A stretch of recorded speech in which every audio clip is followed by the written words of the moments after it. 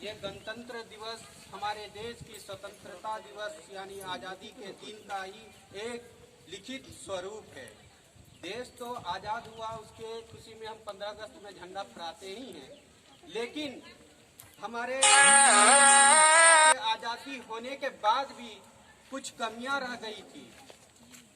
उस समय देश आज़ाद तो हो गया था, लेकिन यहाँ महिलाएं भी उपस्थित है।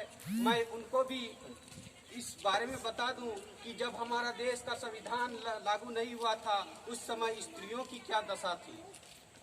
देश आज़ाद तो हो गया था, लेकिन एक संगठित समाज की नींव नहीं रखी गई थी।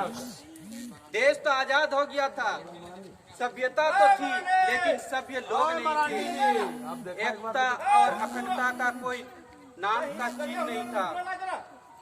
पार हो जाएगा। हो गया ज्यादा मत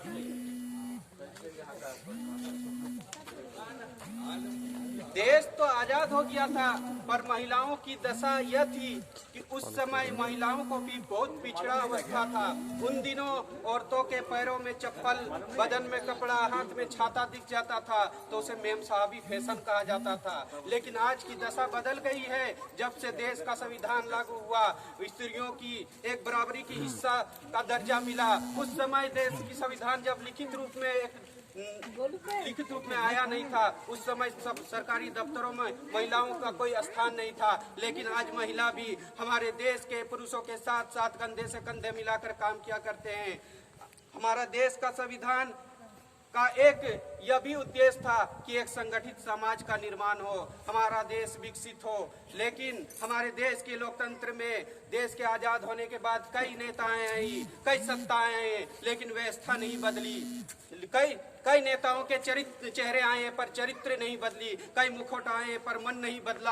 आज हमारा देश के साथ साथ अनेक देश आजाद हुए, उनका भी संविधान आया, लेकिन वे देश एक विकसित देशों के अंतर्गत आने लगे। उनकी गणनाएं, उनकी गिनती एक विकसित देशों की गिनती में आने लगी। लेकिन हमारे देश में संसाधन की कमी नहीं है, पर यहाँ की व्यवस्था सही नहीं है। यह आज हमारे देश की मांग है कि हमारे देश का, पूरे देश का ड्रोन से एक नक्शा तैयार हो और जो बिखरी हुई आबादी है एक सीधे से एक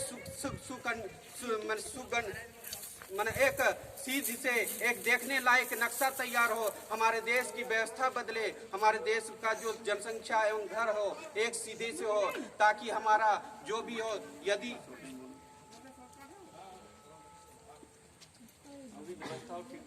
ठीक ठाक हो, एक देखने लायक हो।